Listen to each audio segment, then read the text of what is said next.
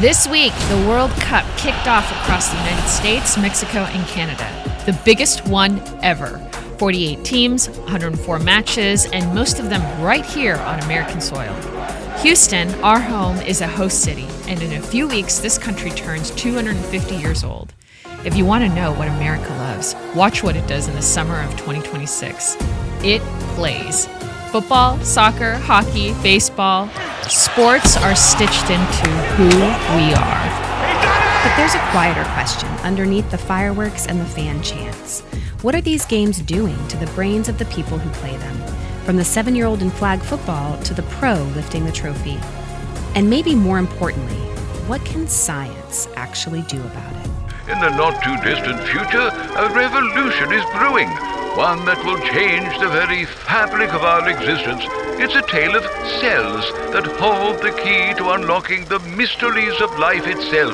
Let us venture into the unknown, for in this age of stem cells, anything is possible.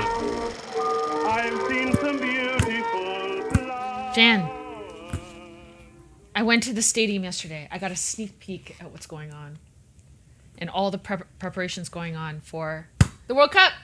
Are you excited? Of course I am. How was it? Did you have a good time? It's so much more grand than I could ever imagine. I mean, it's just, I've been to Energy Park so many times, but for the World Cup, this was a totally different experience. Very cool. I took some pictures of the pitch, which is the field, and you're not allowed to post any of these pictures. I guess FIFA has regulations on that. But Taylor, when is this airing? On the 15th, so on Monday. Oh, okay. So I can show them to you right now. Here are exclusive pictures. You know, these the white things that you see, that actually keeps the light on the grass. So they're growing the grass as we speak. It's pretty cool. That's wild. Yeah. So of course I'm standing there looking onto this incredible venue, and what's going on in my head?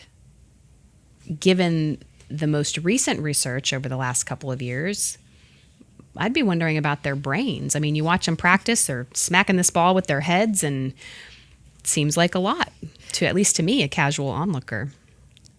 Yep. You definitely have brain on the mind, for sure. We have had the privilege of working with lots of professional athletes, college athletes, and just regular people who've probably played a year or two in high school or before that, and so we've been looking at this research for quite some time.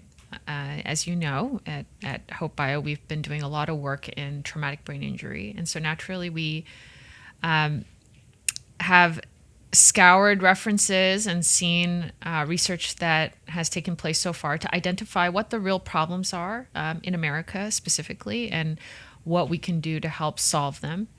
And in doing so, there are so many interesting facts about this. And I thought for an average person to go through all this data, it is quite overwhelming. So we thought, well, why don't we pull out some stats? We'll provide all the references in the caption. But let's just talk about what are the issues and what are potential ways that we can solve it. Because there are some quite eye-opening statistics when it comes to these types of injuries. There are, and I think it's important to point out as well. I mean, in both of our households, our families, our kids play sports. They're active, they're outside, and so by no means is this an anti-sports or an overly cautionary tale. But I do think that the more we learn, I mean, I think about some of the things that we did when we were young, that we know now, carry a higher risk of injury, and how we protect our own kids from them. And these stats matter to me because I think they can help families make informed decisions going forward, or at least open the door to a conversation. Yes. And America is built on sports.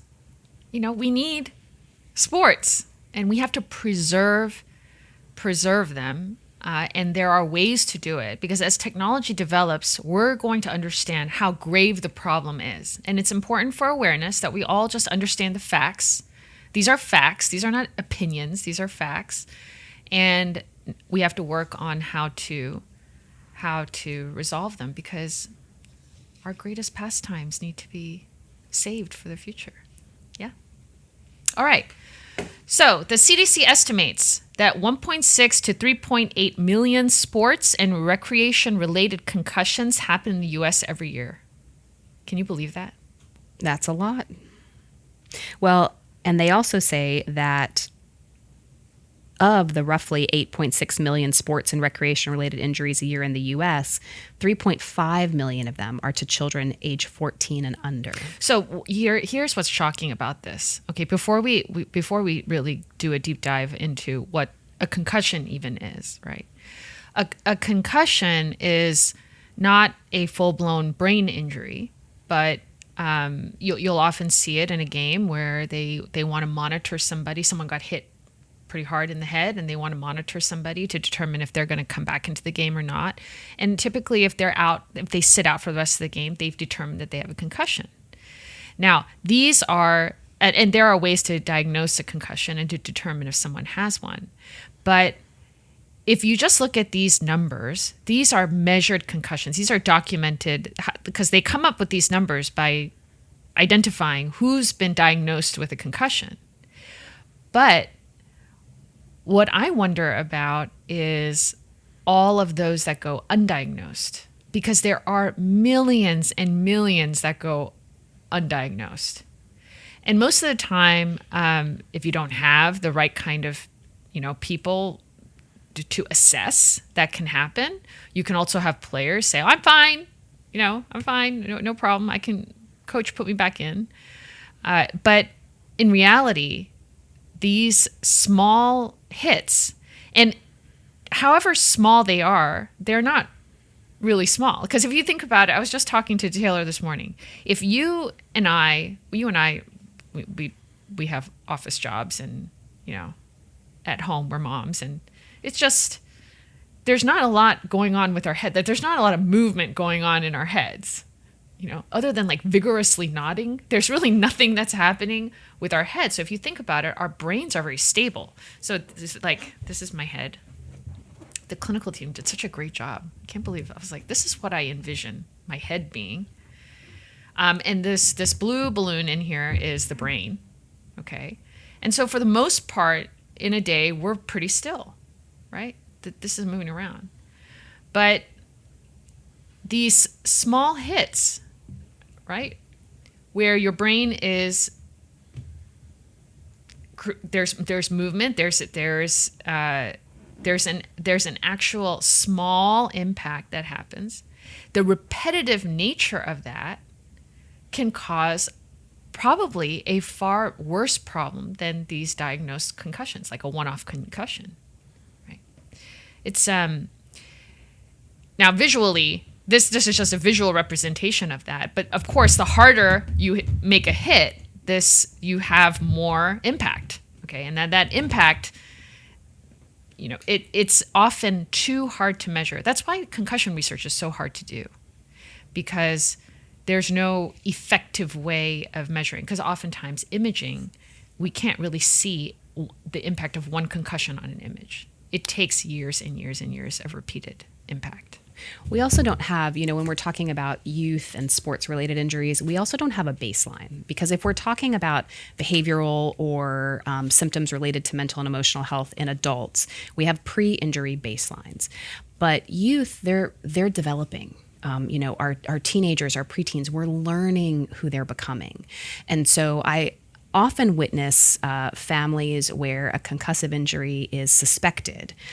Sometimes they're quick, oh, no, she's just sleepy. She's just, so-and-so has never been able to pay attention. Oh, they're absent-minded. And you look at the sports history and you kind of wonder, well, that may be true, but it may also be a symptom. And because they're developing so fast and we don't have that baseline, we don't really have a way to assess like we would in adults. So-and-so was on the ball, then they got hit in the head a bunch of times, and now they're struggling in these areas is pretty linear to associate with an event or a series of events. And we can't do that with kids. It's very difficult. Yeah. So, difficulty assessing. So that's why the numbers that we're sharing with you are just what's been confirmed. But the underlying message is there's a lot more that goes on, and goes on with an average American too. Depending on your job, even. And we'll share some interesting stories about that in a little bit. So concussions are about 10%. They account for about 10% of all sports injuries. And can you guess which sport has the highest rate? Well, most Americans, when surveyed, guessed boxing and football, and I would have put myself in that camp. I think given the publicity around recent research, I definitely would have said football as well. Yeah. I would think like UFC, just considering how many hits they get to the head. Well, and a little biased because of some of the research we've done here and some of the, the landscape in different parts of Texas, but equestrian injuries, they often are more severe than CTE, so they perhaps don't fall into these data sets, but I would have guessed equestrian as well. But equestrian, and you're talking about like if they fall off a horse, like a major impact? If you fall off a horse, or even if you have a horse rear up, or you have a horse stumble and fall, like if you're on a trail ride, I mean, a lot of times there's a fair amount of jockeying just to stay in the saddle and control the situation, let alone if you come off in an unexpected way, or if the horse then steps on you, right? Like there are a lot of variables. Equestrian, I would have put equestrian incidents, I would have guessed higher. Well, I would think that the movement on the horse, just staying on the horse itself, that up and down movement in the head, do you think that there's, I mean, you wouldn't think that it's significant impact, but don't you think that repetitive? I have two voices in my head. One voice says, yeah, absolutely. I think anything that has that kind of repetitive motion, especially when you watch people put young kids in the saddle and they kind of flop back and forth, riding on their parents' much bigger horses. But I think a horse trainer would tell you a good seat would alleviate that. And that's part of the objective we're all striving toward, which is kind of a dialogue that I think probably downplays the significance in the community. But all that to say, I do think that the equestrian world deserves some attention here. Probably some additional research would help. Yes. I had recently read Dr. Joseph Maroon. He published a paper about, because we've been studying military populations, and there is, and you would appreciate this as a Navy, a member of our Navy,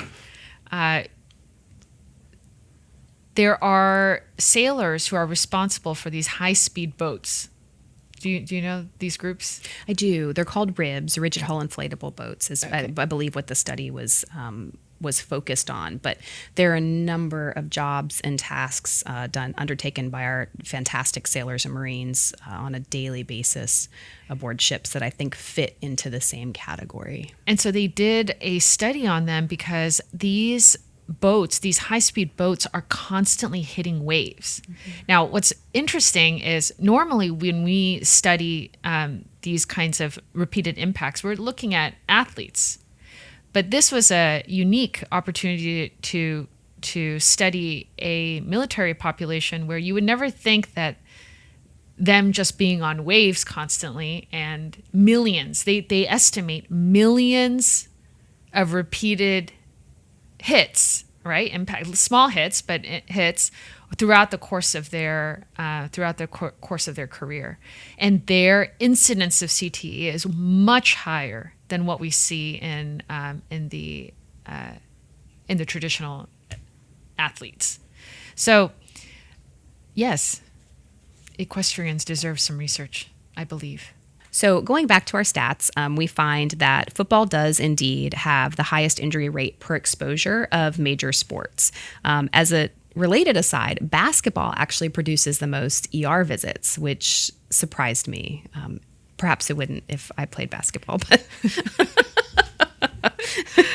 But as a layman, it did surprise me. We also found, and this is a good, I think we tend to, when we talk about some of our major sports and contact sports, I know I find myself reverting back to talking about young men or men and boys, but women participate and girls participate in sports that carry a risk of injury as well. And the stats also tell us that in sports where women and men play by the same rules, and I'm thinking, of things like lacrosse, rugby, we have, women's rugby teams, baseball and softball, so on and so forth, women actually have higher concussion rates. And in some football data sets, for example, the reported female rate of injury is nearly 43 per 10,000 exposures versus approximately 10 in the similar population size for males. That's so surprising. And we normally think that men would have worse because they're more physical, right? But maybe there's a combination, right? That women are just as physical, but there's also perhaps more sensitivity too.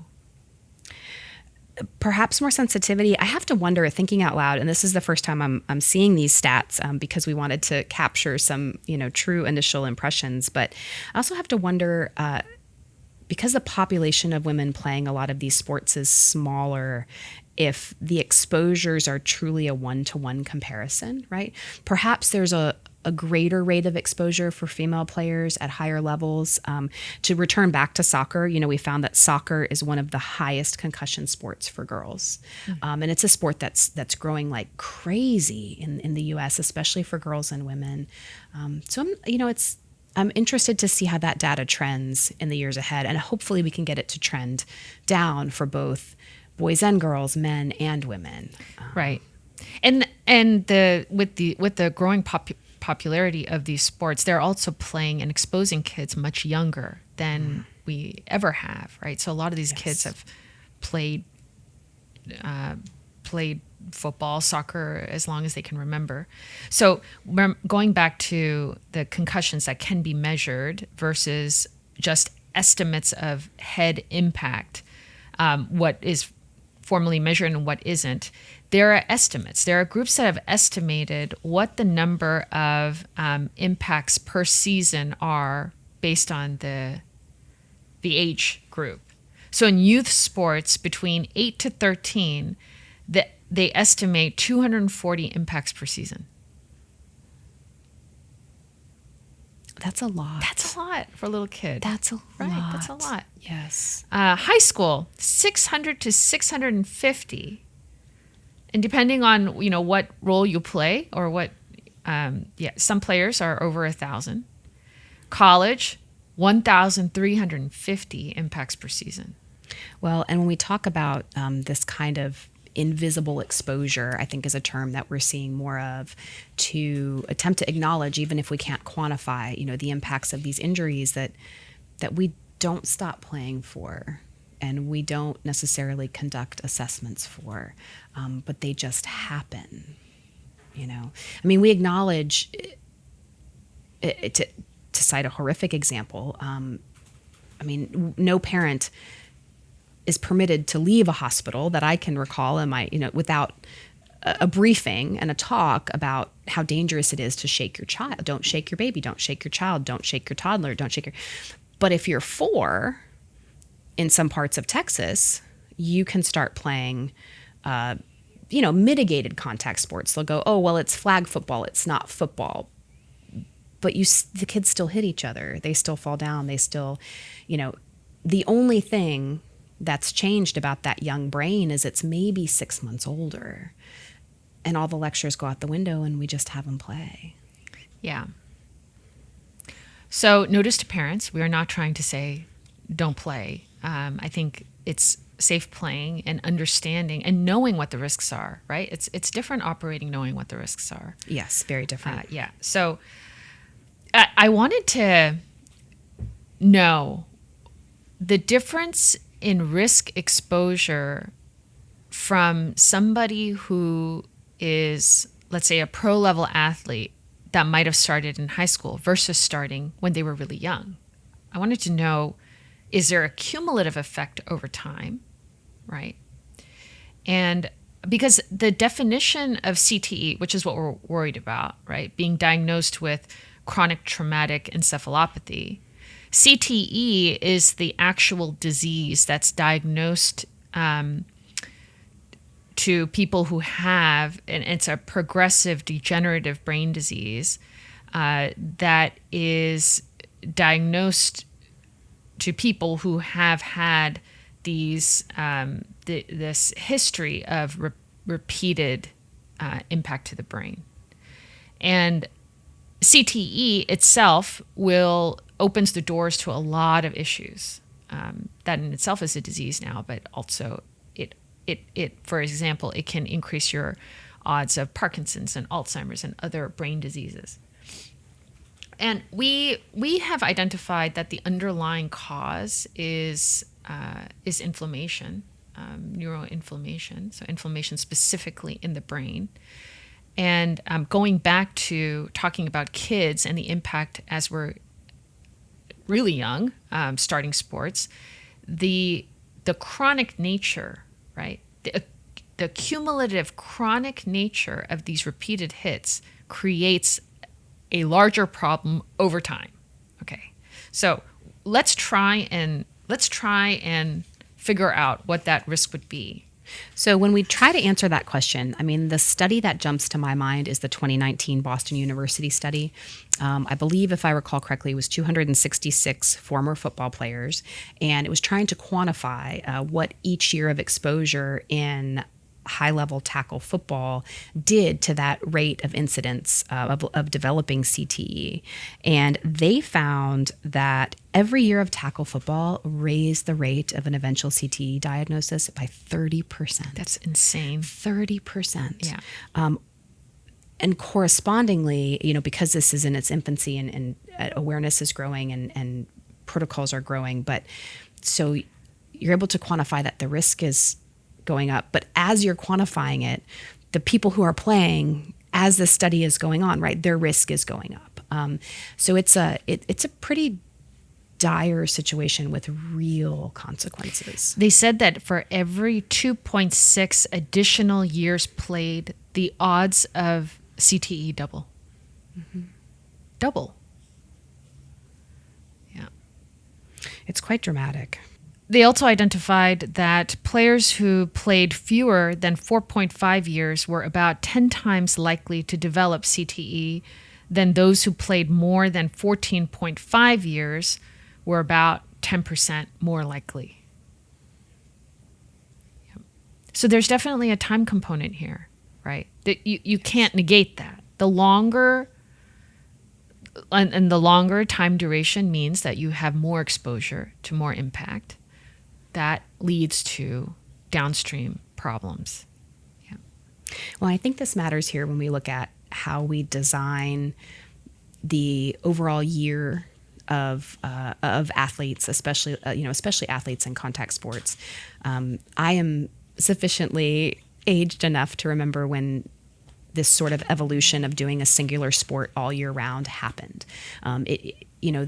The people I knew growing up played multiple sports in different seasons, and some of them were contact sports and some of them weren't. Mm-hmm. And so even your highest level athletes were only exposed to those types of risks over part of the year. And now, we watch people play football and baseball and these, boxing and so on and so forth, and they do it from a young age and they do it year round under the, I would argue, misguided notion that that is the only path toward success at the level that they're pursuing. And so you look at data like this, and I hope that coaches and managers of high-level athletes and parents and this entire care and training community, maybe it's a drive to become more creative in the way that we're training our athletes to reduce some of these risks. That's a great point. The brain is incredibly...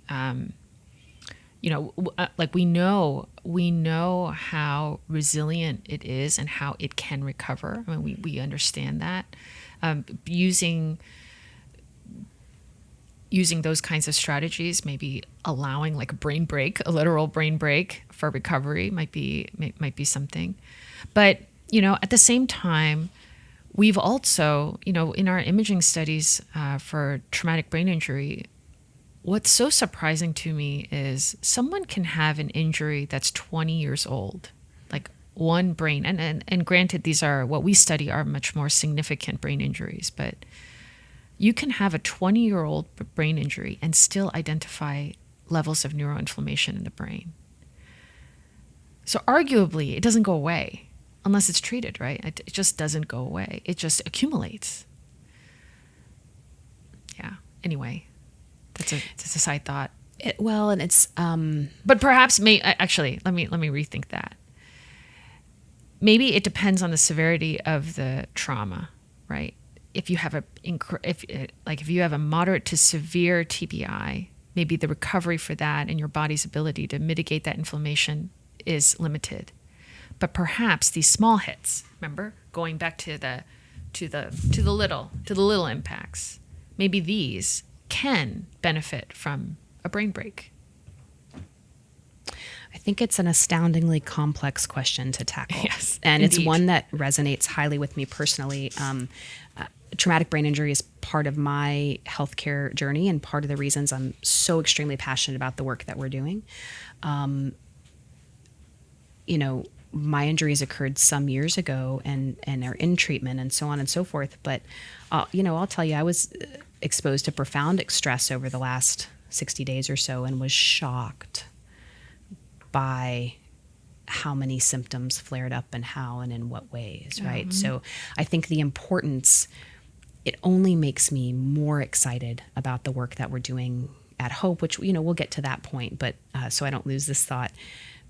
Therapeutics that are flexible in periodicity, is that if we suspect something's happened and you can have more treatment, right?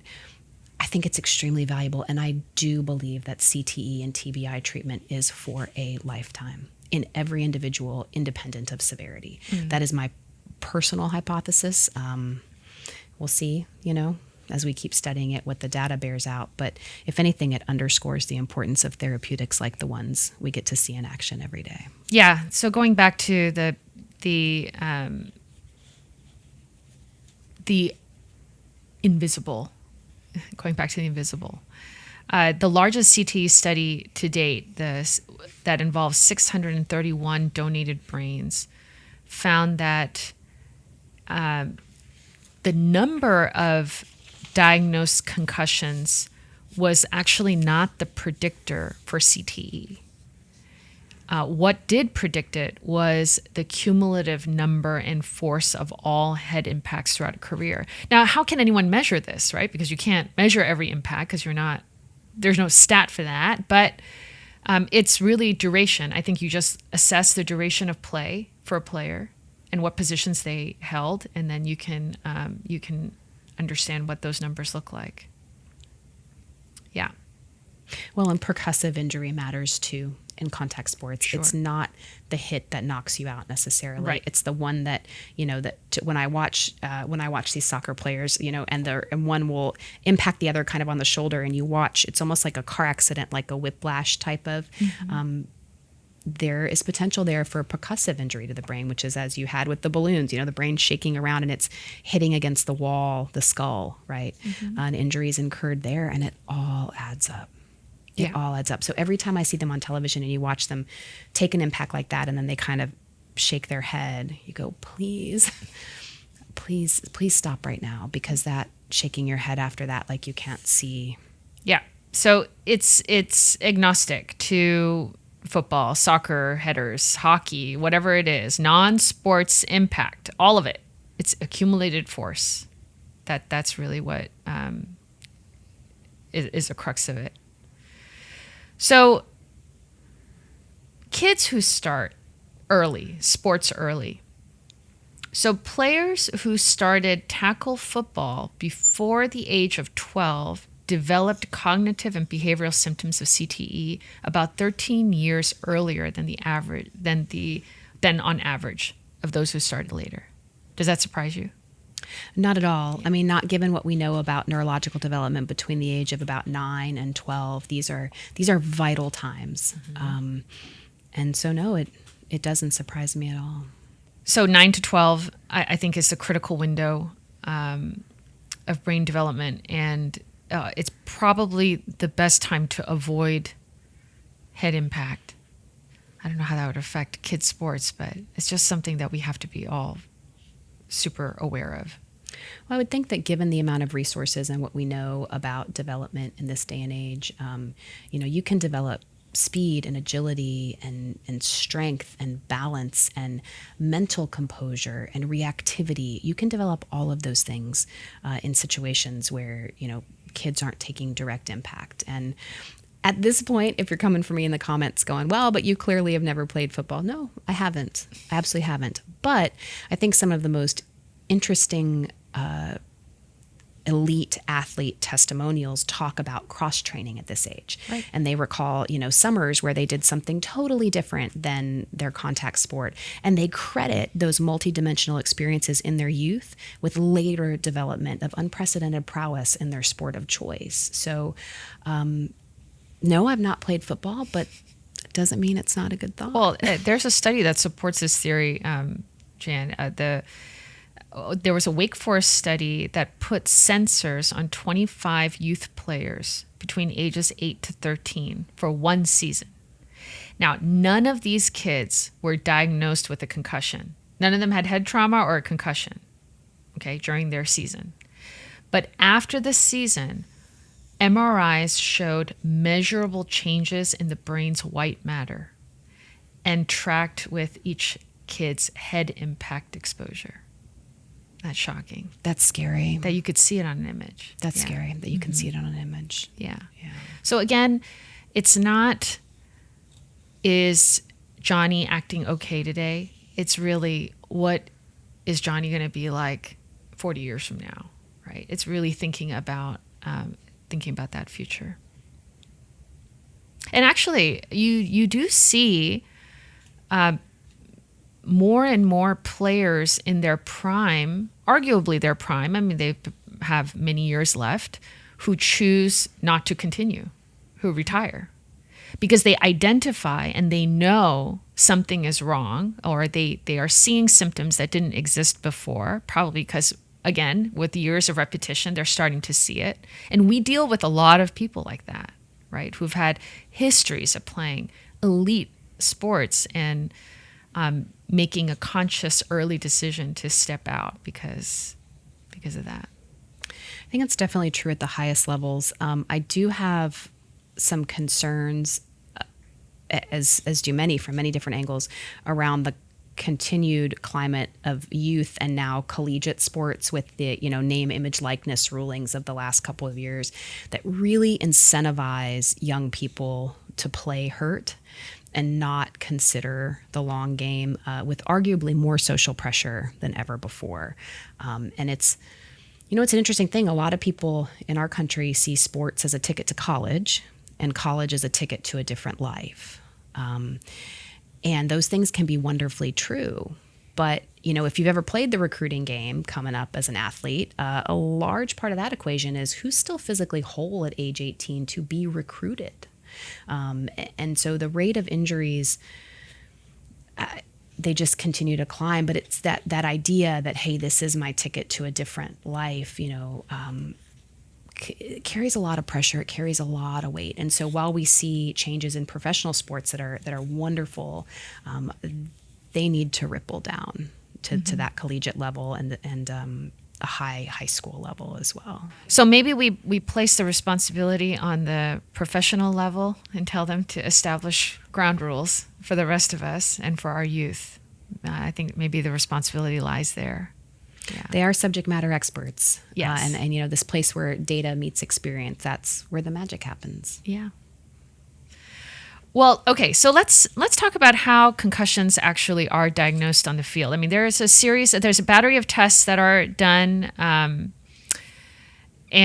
but aside from this testing, it is still underreported, severely underreported. They say an estimated 47% of athletes report no symptoms immediately after concussion. Well, and likely even higher incidents don't report because they don't want to lose playing time. They want to stay on the field. And right. They're passionate, and that is wonderful. Yeah. So going back to the idea of that brain break that we talked about, symptom-free is not brain recovered. That's very important, right? Because it's the invisible. It's what you can't see. And roughly 80 to 90% of concussions resolve symptomatically in 7 to 10 days. This is why you see people back on the field so quickly. I mean, even when you're watching and you see that hit, and we all brace ourselves when we see that hit because it looks so bad. It's probably infinitely worse than what it looks like, at least in the inside. At least on the brain. But passing a return to play battery is different than having a brain be truly healed. Yeah, and there's really no way to measure that. I mean, there's no way to measure CTE.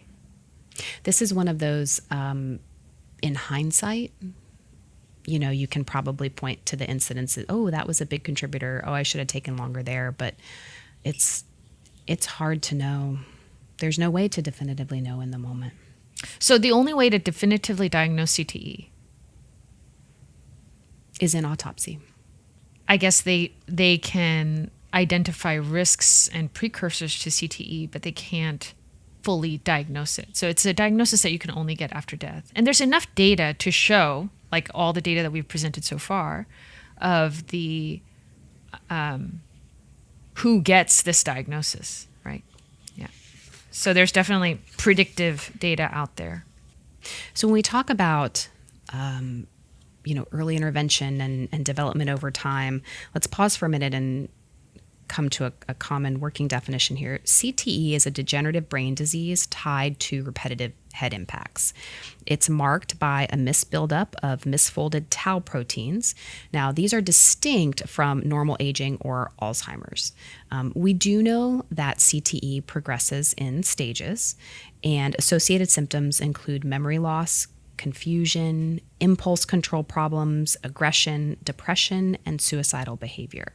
And it's also worth pausing here to point out that these are a very well-established suite of symptoms that are common to neuroinflammation of all kinds. And yet another reason why a multi-systemic approach, like the one we advocate for, holds a lot of promise. So that's important because if you suspect that you're living with CTE, or if you're listening to this and you notice yourself in these symptoms, you are not alone. And just because there are challenges to studying CTE specifically does not mean that what we're learning from other studies about brain injury or neuroinflammation cannot also help you.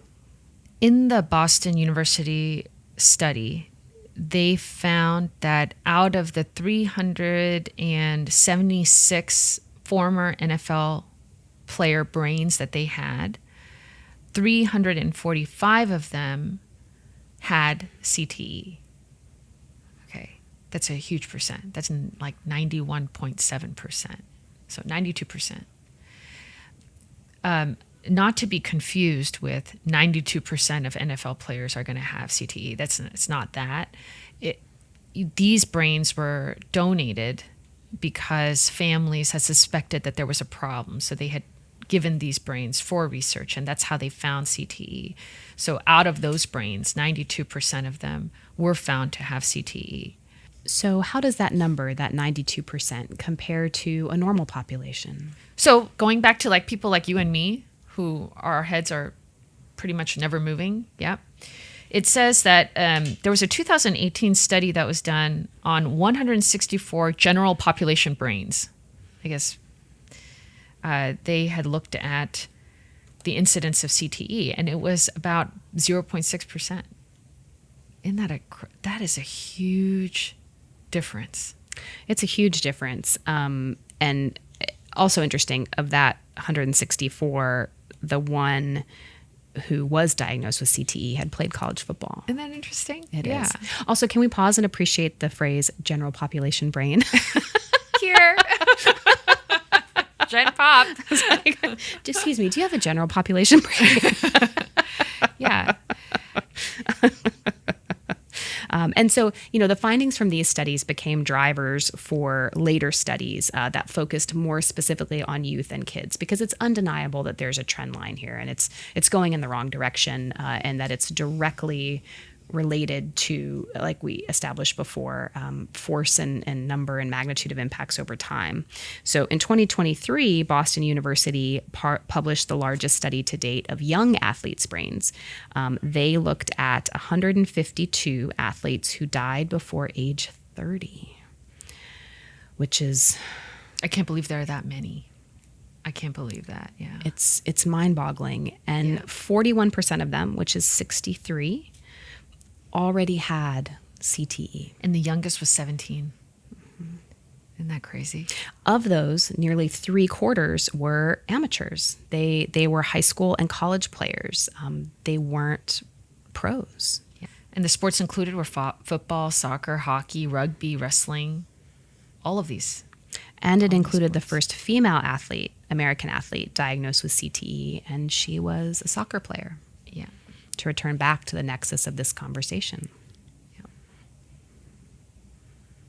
And, even among high school level donated brains from earlier samples, about 20% of high school athletes in contact sports showed evidence of CTE. That's shocking. Yeah. And in soccer, the Scottish Field Study compared 7,700 former pro soccer players with the general population. So they compared them.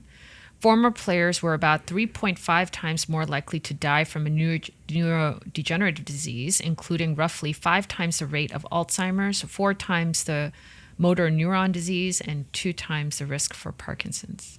Yeah. And again, all of the common denominators for these conditions is neuroinflammation. It just goes back to that. It does. These studies were all controlled for lifestyle factors like smoking, alcohol, diabetes, and similar. The only answer with explanatory power is head trauma, is concussive trauma. Mm-hmm.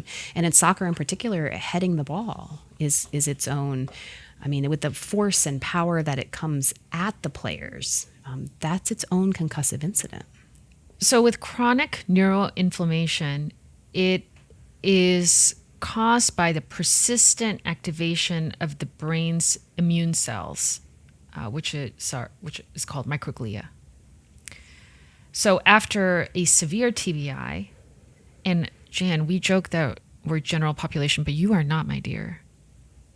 I'm not. Jan is not. No. Jan is a veteran who has a history, and we've talked about of TBI, and so she's definitely not me.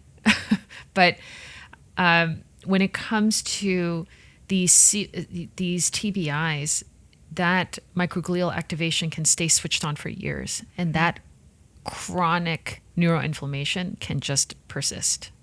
Yeah, and never go away. Yeah, and it can smolder for a very long time. Autopsy work has found that blood-brain barrier abnormalities in roughly 47% of moderate to severe TBI survivors is measurable at 1 to 47 years after a single injury. And this is validation, so if you're listening to this and TBI or brain injury of any kind or concussive incidents is part of your story or part of a loved one's story, it's just a really important reminder that management of symptoms is for a lifetime. And so, if you're living through a flare-up of these symptoms, like I mentioned earlier, you're not alone in that, and you're not probably imagining that either. And so, you need to seek treatment, you need to seek help, you need to seek support, depending on the nature of your symptoms. Don't be shy about that, and don't be slow about it, even if your injury or injuries were a long time ago. And again, I can't say that enough. It's one of the reasons I'm so passionate about what we do here, because if you're looking for a supportive solution for a lifetime, pretty quickly you start to see that cellular therapeutics hold unprecedented promise in injuries like ours.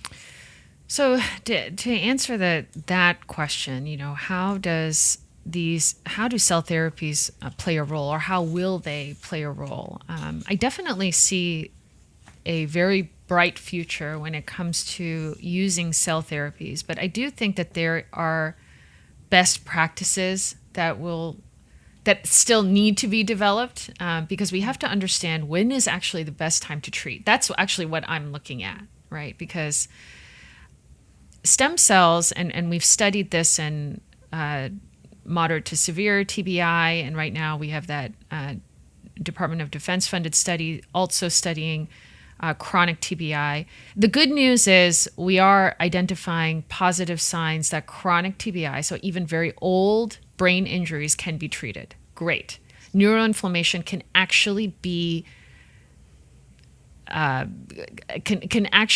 attenuated with the help of stem cells. We are identifying that. We're still in early to mid stages, but we have clearly seen that, and we have imaging to show that.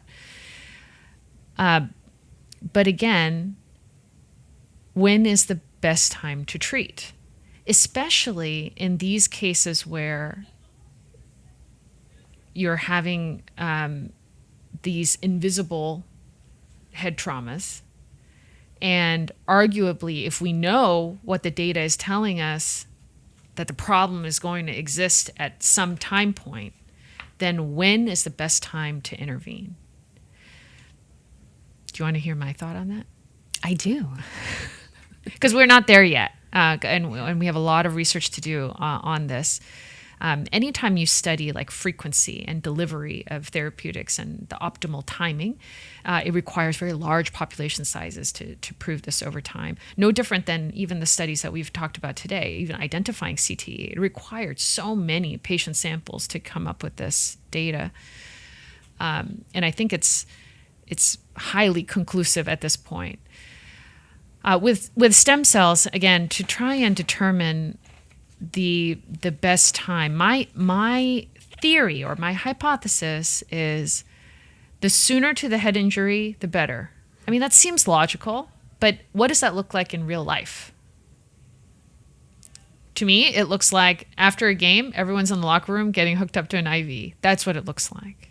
And that's the reality. And people might say, well, that seems like overkill, but is it? How much accumulation is too much accumulation? Like what you saw, right? In that case with that general population brain who happened to have played a bit of college football.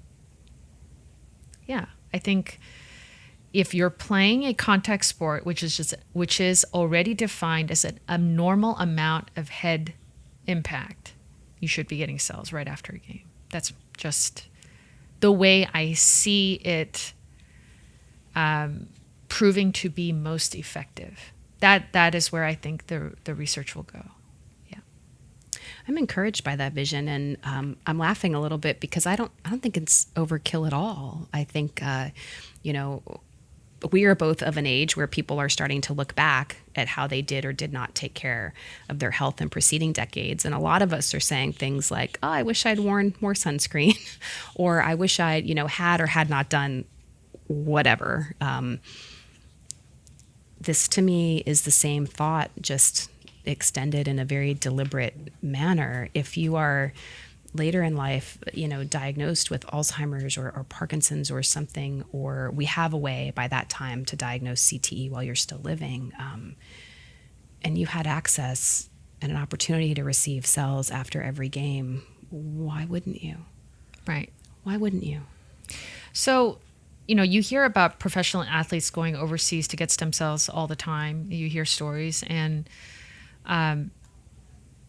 they go overseas because of accessibility. There's easier accessible treatment options overseas than there are here in the United States. In the United States, everything is studied, has to be FDA approved or studied. And if it's not, it's probably not done in a legal way. I'll just leave it at that. But the trials that are being done right now, again, are therapeutic trials. And to get from a therapeutic into a preventative medicine, there are so many hurdles along the way. But one thing I can tell you about the cell therapies can't all be bucketed into one thing. Even when we talk about stem cells, they can't be bucketed into one category. They're all different. Each product and each manufacturer develops a different product that does something different, right? Or has a different claim, or is a different cell type, et cetera, et cetera. So to go back to this idea of treating a healthy person, right? Because if you're talking about an active player, let's say an active college player, arguably it's someone very healthy, in their prime, living their best life, okay? So when you're thinking about introducing a medicine, effectively it's a medicine, to somebody, even though it's a preventative medicine, your risk to benefit calculation has to be done appropriately, because the treatment can literally have no risk, right? Because you're introducing this into such a healthy population. It's just something that you have to think about. And so that's why, if I were to think about my kids, your kids, Jan, how would we do this safely? First, I think it has to start with the implementation of one's own cells. Okay. And I do think that you at least have a baseline safety, and then the proper processing of those cells so that repeated treatments can be accessible. Because if the idea to treat a person after every game is indeed going to be a reality, then there has to be access to repeated treatments without having to go back to the person to go get whatever source material you need to be able to make those cells. So it is the basis for why we have built the technology the way we have, because we're envisioning that sort of use in the future. Because in order for it to be effective, that's the way it'll have to be delivered. That's just the way we're thinking. Yeah. By no means a sales pitch to anybody. It's just an explanation of how we are trying to tackle this very important issue. It's an exciting vision, and I think it is worth discussing often, because it emphasizes that there's a real difference between scientific research that is pursued for the sake of science and, knowledge for its own sake, versus development of science in service to people. And so you do have to think from the beginning of the development of a technology, how is this going to reach people? Is it accessible? Is it logistically feasible? Those are questions that we think about all day, every day, and strive for better and better answers. That's what we do. That's delivering hope. Yeah. And as Americans, I think that's what we do best, right? Yeah. We are solution-driven, technology-driven people, and we also are the ones that create standards for the rest of the world. So I think we have to get ahead of this, and we're in a good spot to do that. We hope we weren't Debbie Downers today, but we'll leave all the links to all of our sources below, so you can read the research for yourself. It's a good time to, think critically while you're watching the World Cup, while you're enjoying it, hopefully with family and friends and community. But especially if you have a young kid who's passionate about soccer or any other contact sport, or anything really, because life is a contact sport, right? At a certain point, just think critically, and maybe something that we've said and shared here today will help you make decisions in your own household. Well said. Enjoy the game. What do you say when you cheer people on at soccer? I don't even know. What do we say? Good game? Go get them? I have no idea. But when it comes to soccer, the only cheer I know is 대한민국. That's for Team Korea. Yeah. It was beautiful. Okay. I can't top that. So until next time, Dan. Yeah. Okay. Bye. Bye.